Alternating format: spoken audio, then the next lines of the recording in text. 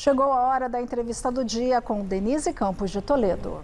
E nós vamos falar agora dos riscos do clima para a saúde. Eu converso com o médico Rubens Dantas da Silva Júnior, otorrinolaringologista, Centro de Excelência em Medicina SEM. Doutor Rubens, boa noite, muito obrigada pela presença. Boa noite, Denise. Eu que agradeço a presença e o convite por estar aqui hoje. Bom, e vamos falar então dessa situação toda, né? O tempo melhorou em São Paulo, nós conferimos há pouco, mas nós tivemos uma situação inédita de clima seco, poluente, com poluentes no ar, gases por conta das queimadas, incêndios em várias áreas do país, inclusive aqui em São Paulo. E isso traz uma série de consequências, é isso que eu queria saber. É sistema respiratório, pega nariz, garganta, pulmões, sistema auditivo também e além dos olhos, é isso? Isso. A gente sabe que a gente tem a via aérea superior e a inferior, né? Então, nariz, garganta e até o nível das pregas vocais, a gente fala de via aérea superior e via aérea inferior, os pulmões, né? Que é os principais afetados por esse clima seco, poluído e com uma alta quantidade de vírus e bactérias circulando, né? Já que é o período do inverno, onde isso se espalha, então foi difícil realmente respirar nos últimos dias. Eu acho que a maioria das pessoas que já tem até uma condição pré-existente, então tem rinite, tem algum enfisema, doença pulmonar obstrutiva crônica, né? Então, falando mais de crianças e idosos, a gente sabe que essas pessoas foram mais prejudicadas, mas nós adultos também, né, que temos a saúde, né, bem em dia,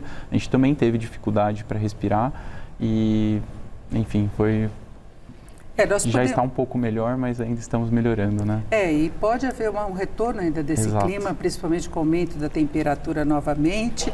Lembrando que nós ainda não chegamos no verão, que é uma época que tem mais chuvas efetivamente. Agora se falava muito da questão das partículas do incêndio, não é? Que são micropartículas e que podem se instalar mesmo no organismo. Isso, são os materiais particulados, né? Que inclusive São Paulo ficou liderando aí por uns 5 dias consecutivos a cidade mais poluída, a grande cidade mais poluída do mundo, porque eles avaliam lá na Suíça pela escala do AQI, né, que em português seria o índice de qualidade do ar, qual é a concentração dessas partículas, né, dos materiais particulados. Então tem a PM10, PM2.5.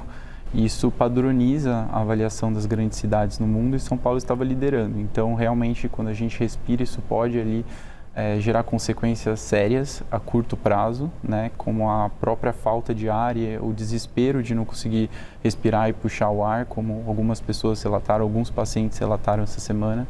E também a longo prazo, né? Inclusive, já estão fazendo alguns estudos em cidades muito poluídas como São Paulo, né, entre essas 100 grandes cidades mais poluídas do mundo, sobre até a incidência o aumento da incidência do câncer de pulmão em pacientes que não são fumantes, nunca foram, né, e já estão, eu acho que a gente está caminhando sempre para uma qualidade de ar pior, então a gente tem que aumentar os nossos cuidados em relação a isso. Seria quase como um fumante passivo, é isso?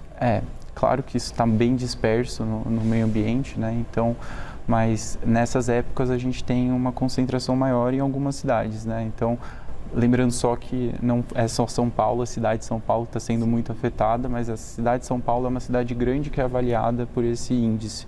Então, a gente tem outras cidades como Osasco, Bauru, aqui no estado de São Paulo e até ao redor do Brasil, que também estão sendo muito impactadas com esse índice muito elevado, muito acima de outros anos, inclusive, que a gente percebeu. Isso chamou bastante atenção, né? Então a gente tem que multiplicar os cuidados que a gente está tendo. Nós temos cidades que estão há meses sem chuva. Brasília enfrentou uma situação muito complicada, inclusive a internação do ministro Dias Toffoli, do Supremo, por inflamação pulmonar. E nesses últimos dias se reclamava muito a qualidade do clima em Brasília por conta dos incêndios em reservas. Para quem está nessas áreas, adianta usar máscara? O que se faz quando se chega nesse limite? Proximidade dos incêndios mesmo, nas matas, incêndios florestais, o que a pessoa pode fazer?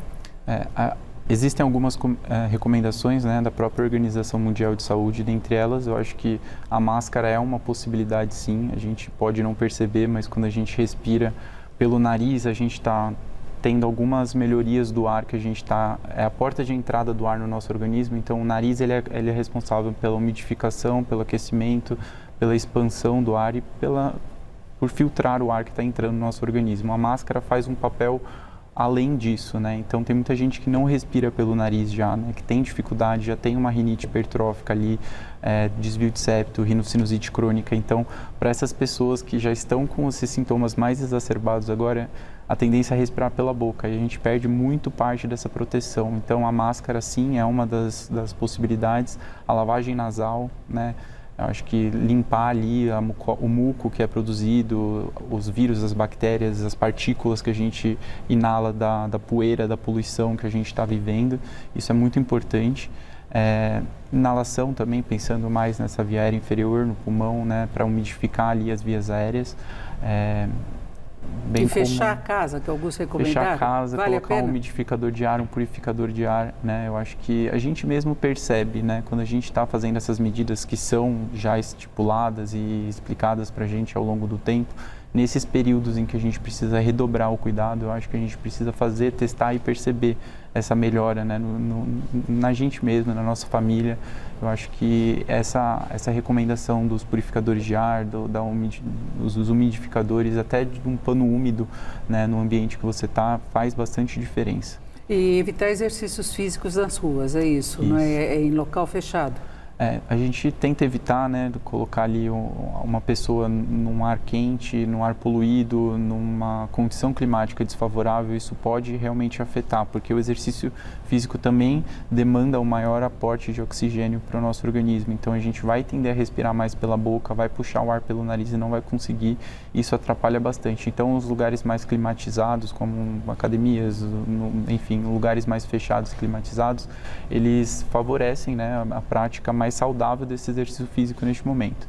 Agora, esse período pior do clima coincidiu com uma fase que já havia aumento das internações por infecções pulmonares, aí provocadas por uma série de doenças. Aí a influenza tem vários tipos, H1N1, Covid ainda muito presente, que ainda tem muita gente morrendo de Covid. E aí como é que fica o médico para fazer o laudo disso tudo com rapidez, para dar o primeiro tratamento inicial antes de sair o resultado? Exato, a gente percebe que realmente aumentou muito a procura pelos pronto-socorros por questões respiratórias, né, inflamatórias, que já vem, né, de uma rinite, de uma sinusite, bem como as infecciosas também, que a gente vai pensar mais nos vírus e nas bactérias, né, que podem infeccionar ali pela via de entrada do nariz ou pela boca, né, junto com o ar.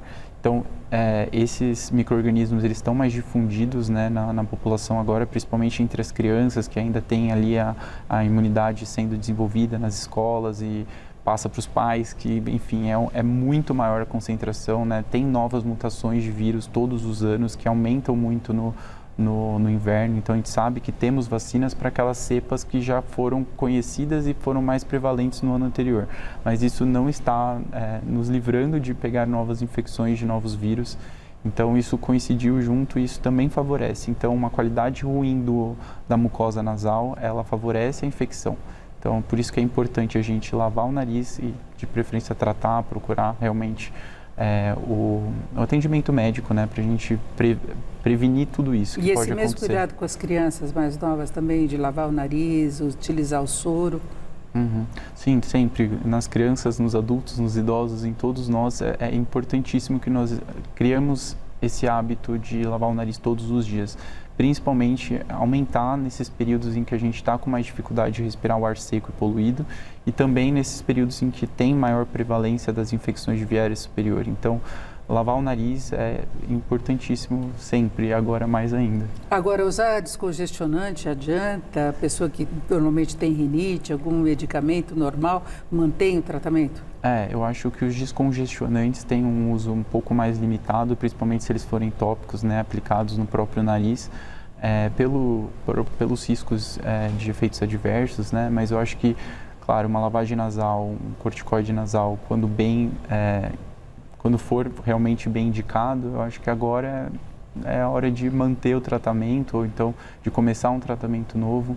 Então, acho que a gente respirar pelo ar, pelo nariz, é uma proteção que a gente tem das vias aéreas também. Como eu falei, o nariz ele é um fator protetivo para a gente eliminar algumas partículas que não são desejáveis no nosso pulmão, né? E tomar cuidado também em trabalho exposto nas ruas. Sim, mesmo, claro. Que não tem como fugir disso, né? É claro que sempre vai ter uma população com maior risco, né? Por conta do próprio trabalho e do dia a dia. Eu acho que quem está mais em ambientes fechados está um pouco mais protegido ainda.